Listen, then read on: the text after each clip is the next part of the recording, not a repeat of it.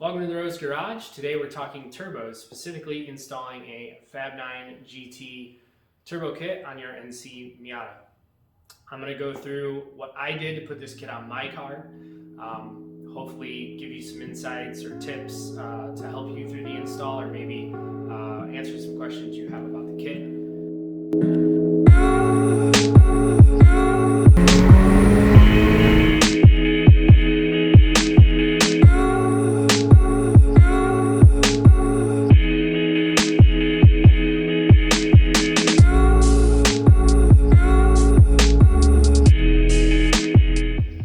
Kind of go over and show you what's in the kit. Got everything laid out all nice. Really impressed with the quality of a lot of these parts in the kit. Everything included, and a pretty solid set of instructions to go with it. So the heart of the kit is this GT 2860 turbo by Garrett, genuine Garrett turbo, so it should be good quality.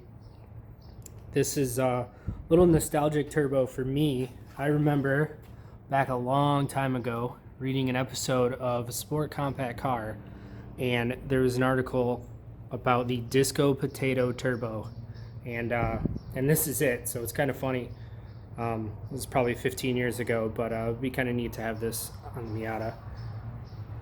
Next is the manifold. So big difference of this kit from Fab9's other kit is the cast manifold versus tubular, and it's also top mount.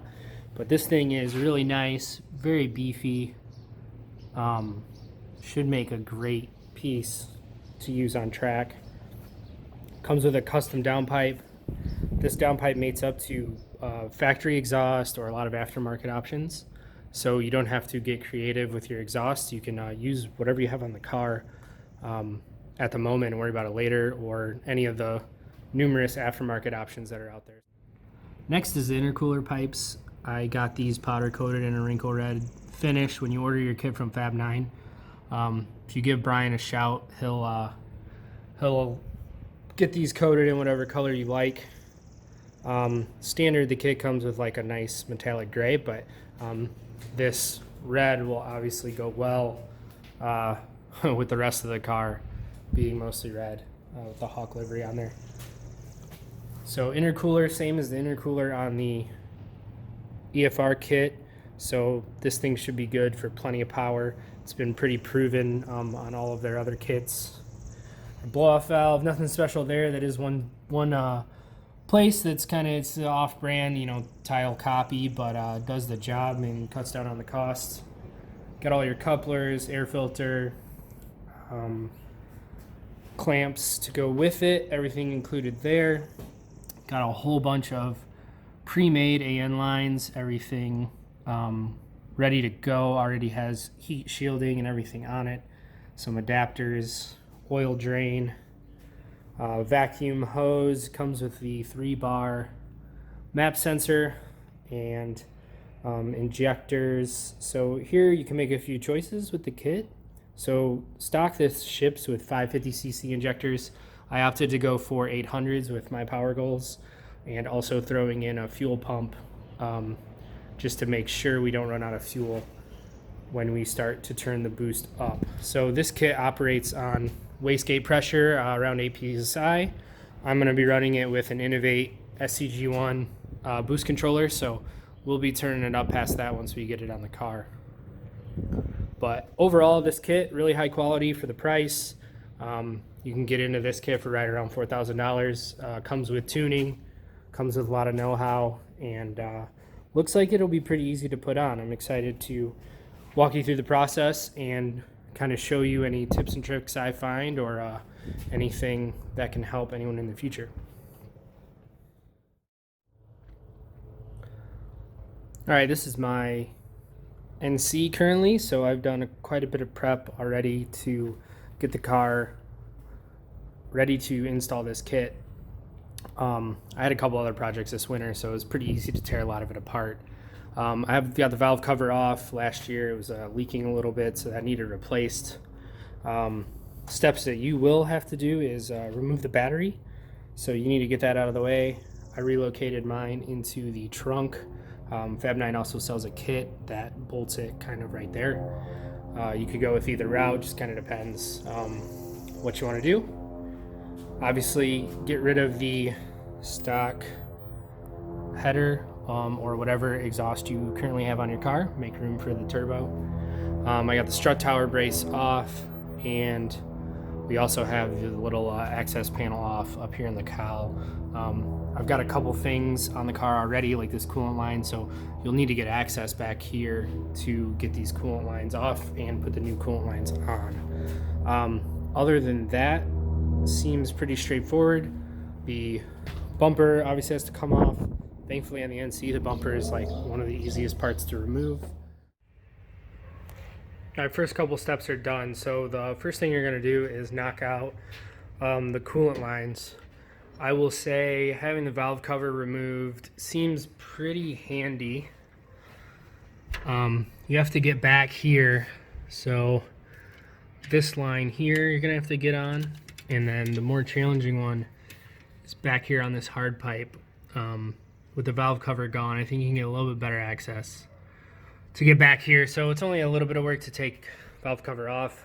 I'd suggest just doing it and give yourself a little more room. So you're gonna delete one of the hard pipes. So this line will come over.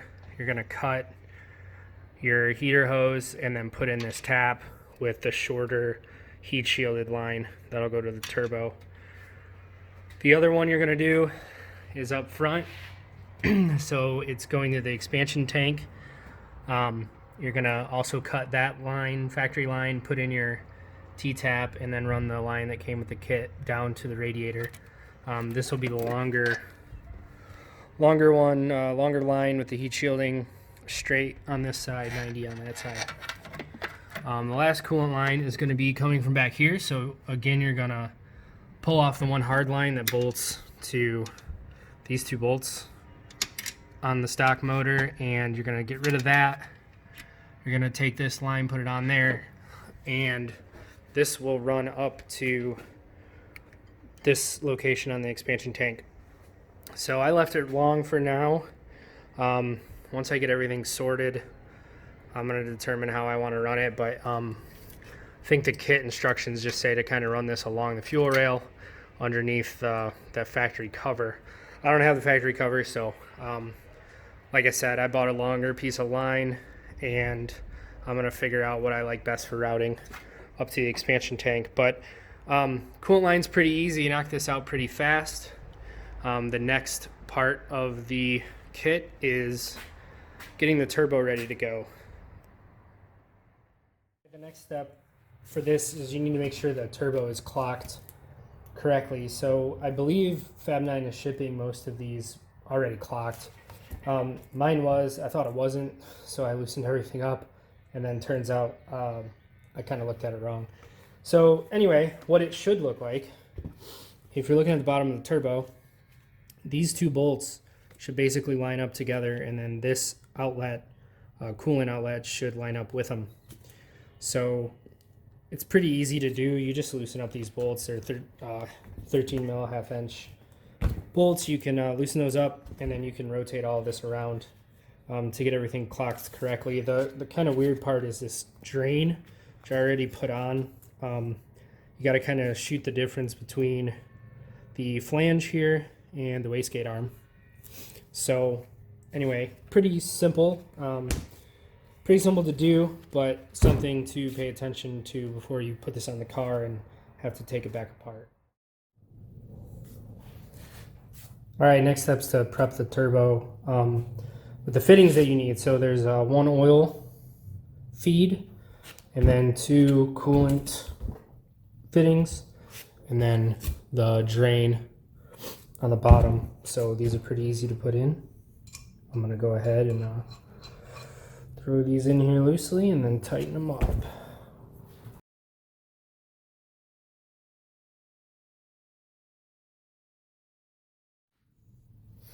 All right, with all your fittings done, next step is to put your oil drain on. So pretty easy to get the fitting. There's a little gasket that goes in between here. Tighten that up.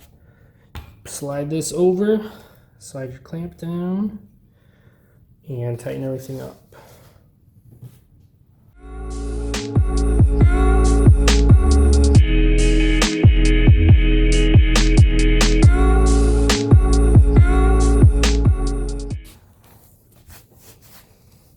right, now that's tight. Now that's tight, you can slide down this heat shield. Protect this line. I'm going to secure this on this side of the line with a zip tie. Should be far enough away from the heat, and that way it won't move down.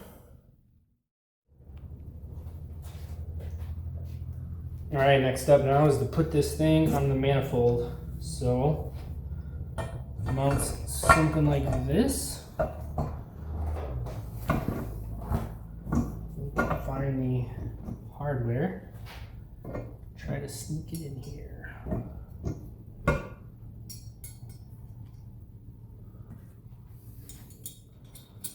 Kit comes with really nice ARP fasteners. It's hilarious how smooth the thread is. You don't really notice it until you use one, and then you're like, man, I guess it really makes a difference. So that's a little tricky with this drain line on, to get to that stud. So I'm gonna take this back off and gain access to that. Okay, I've got everything started, but this is a little tip of what you need to look out for. So to get the nut started on here, you're gonna have to start it with the turbo off the manifold a little bit. And then I moved the shorter studs to this side to give clearance to the drain, and then this one is no problem. But it's a little bit tricky to get that started, so just keep that in mind.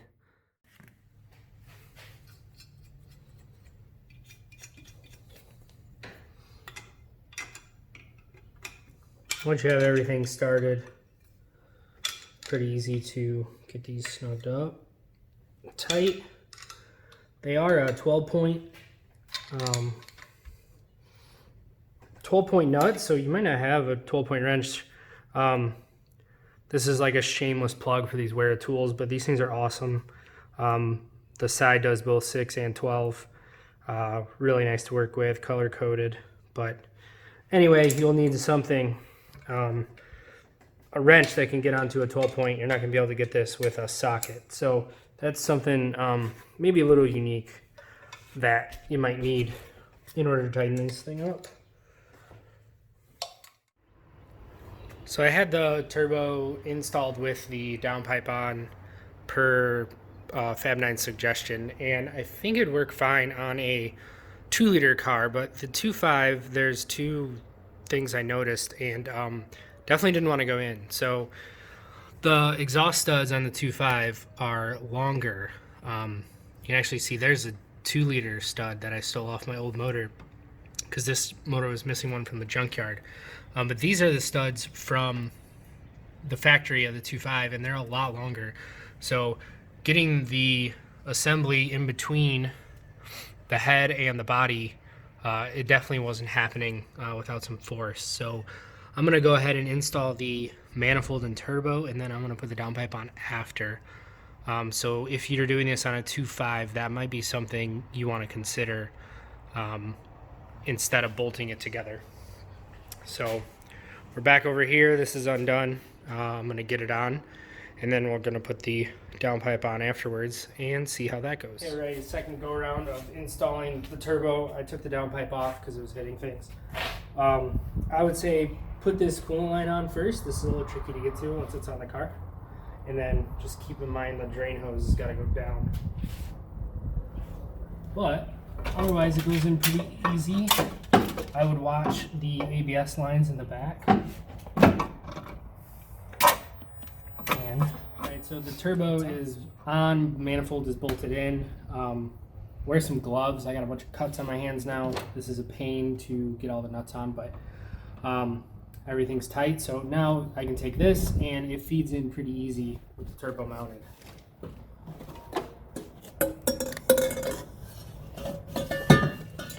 Start it backwards, you can flip it around and slides right on. With the turbo in place, you can modify the factory heat shield that bolts to the frame right by the exhaust. So there's a little ridge line kind of right after this tab. If you go straight up from there, it looks like it fits pretty well. I have the motor jacked up a little bit right now, and you can get this down in there and bolt it back on. You got to clear the wastegate arm, so keep that in mind. But otherwise, this one's pretty easy to get modified. Here's the heat shield installed. Once you get it in, you do got to bend it out of the way a little bit of the wastegate actuator, but otherwise clearance is pretty good and should help protect those ABS lines.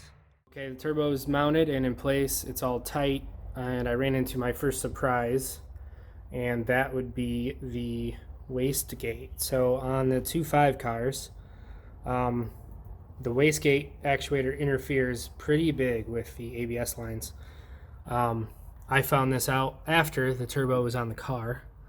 So you can see I bent this out of the way. It's not very pretty, but it should be okay. It doesn't seem like anything's leaking.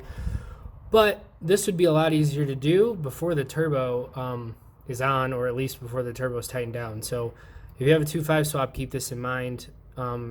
If you have a 2-liter, I don't think this is a problem. 2.5 is a little bit higher, so I'm guessing something with the geometry there makes this an issue. But it has some good clearance to the lines now.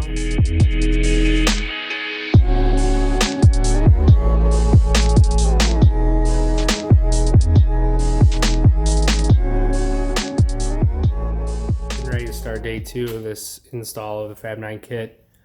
Yesterday was a little long, learned a lot, but excited to get some more of the fun bits. Intercooler, pipes, some of the fuel system.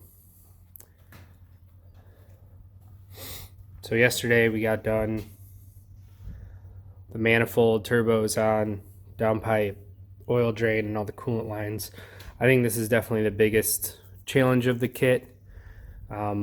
Everything else is pretty bolt-in affair, but this does take some thought and just some attention to detail to make sure you're happy with how everything is routed and laid out. So I think the biggest task for the intercooler pipe will be making a hole right here, similar to something like this, and that is for the turbo to intercooler inlet. So I'm going to figure out how I want to approach this. Right now I'm thinking drill some holes and use some snips to get in between them. Imagine if you had a big hole saw, might work good as well, but yeah, we'll see what we find out. Alright, so this is another fun part. I always question these decisions whenever you're cutting or drilling into your perfectly good street car. What are you doing? But hopefully this will be worth it.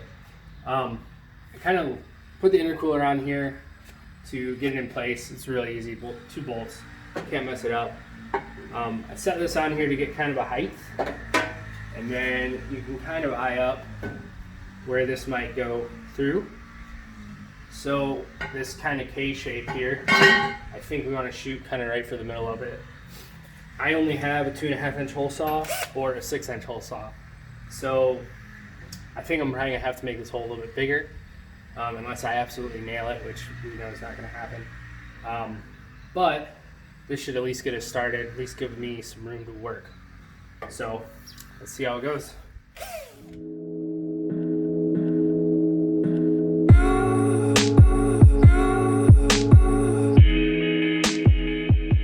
Clearly not up to the task. Gonna have to get a different plan.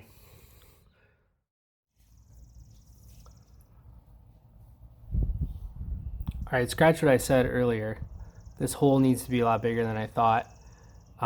Mainly needs to go very high, so almost all the way up until the flange above this panel, and then all the way over to the headlight bracket. But that'll give you enough room to get the pipe in here and give it a good amount of clearance to get to the turbo. Ready to start putting the intercooler pipe on. I kind of laid everything out ahead of time. There's a lot of couplers and clamps, so you might want to get this straight before you start putting it on the car. You have to put the blow-off valve on. Nothing fancy there. It's pretty straightforward, just a V-band and a little hose barb. And then on the car, I would say before you put your intercooler on, maybe put these two hose couplers on and tighten them up. Might be a little easier to do off the car rather than once it's on. But I'm gonna tighten these up and then start working on getting this piping squared away. All the intercooler pipes are mocked up.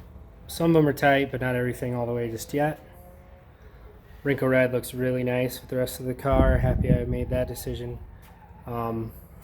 Yeah, this is pretty straightforward, not bad.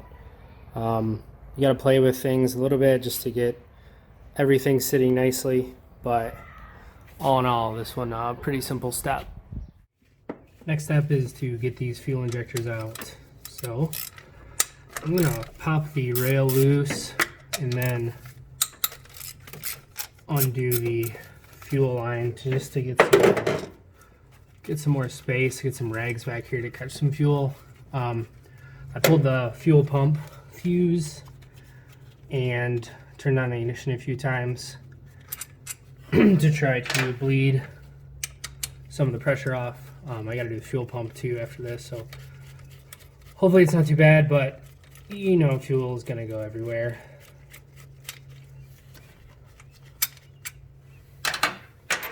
Two 10s, and then these just pull out like that.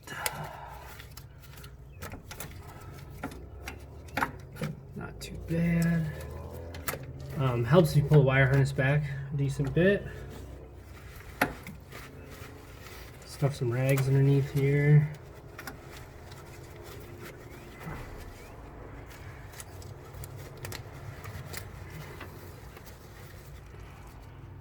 And then pull this fuel line back.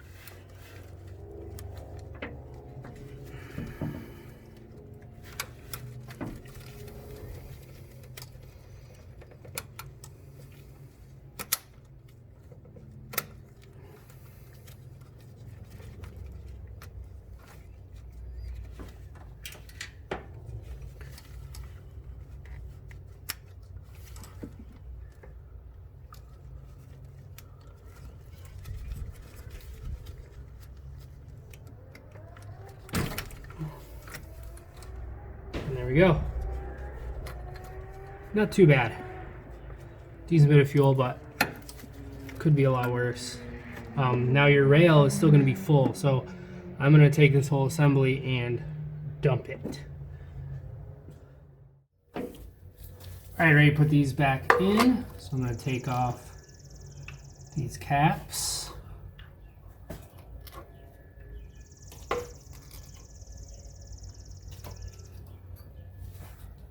And then carefully line this up.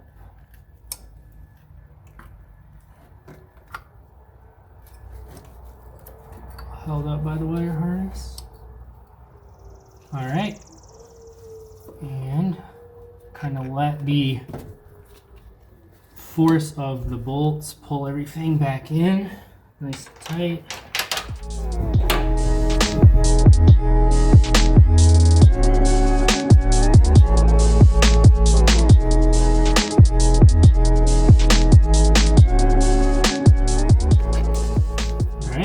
Everything seems good. Another small item to knock out is the map sensor. So basically the kit, you're supplied with the sensor and this pigtail. And that pigtail you're going to wire directly into your factory map sensor. So it's kind of back here. This branch back here, it's already set. I'm not going to unset it, but unplug that from your stock map sensor, cut the wires, and then you wire it up accordingly to the instructions. So pretty easy task. I found that this thing fit onto this little stud from the AC being removed pretty nicely. So I use that, and that way it's mounted on the firewall, easy to access. I finished up a lot of little detailed tasks. Didn't really film everything in the process. It's a lot of kind of guess and check and just trying to get everything happy and in a good spot.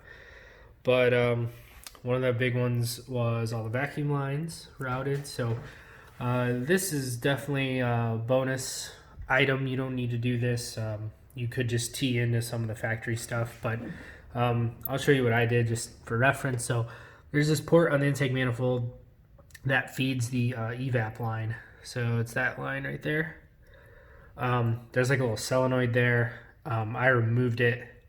It'll throw a DTC, but I'm not too worried about it.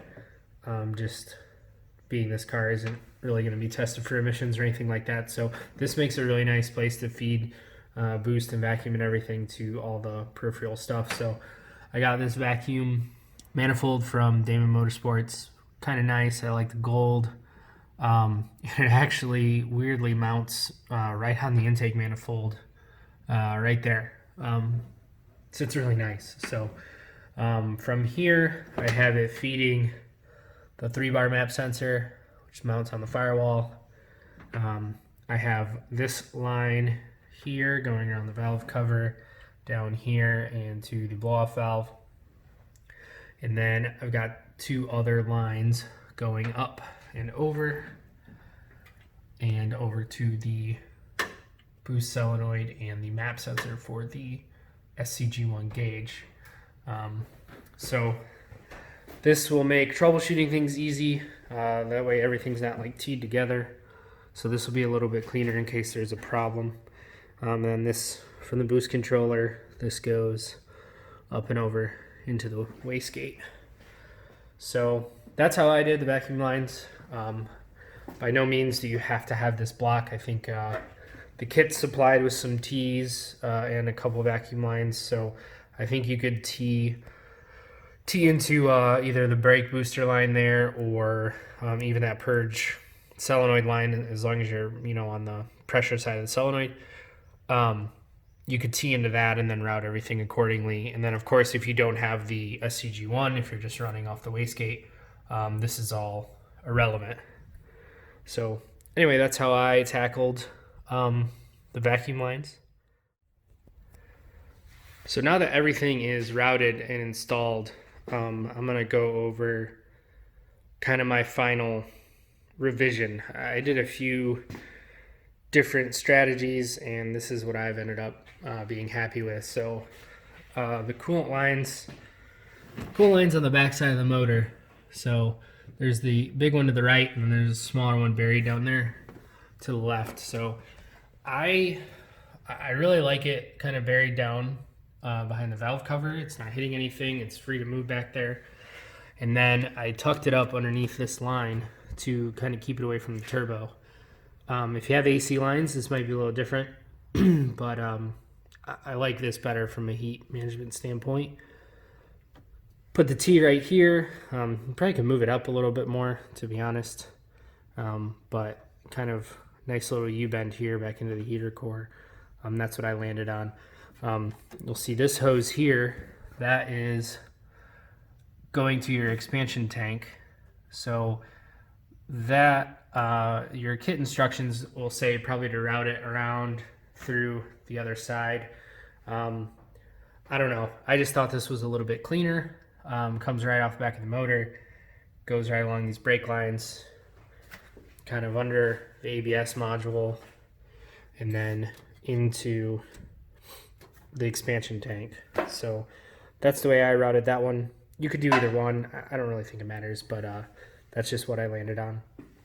For the coolant return, mine is right here. Kind of zip tied it to this ground bracket on the side of the motor. So then it goes underneath the frame rail there and to this T fitting right there underneath the expansion tank. So nothing crazy there, should be out of the way.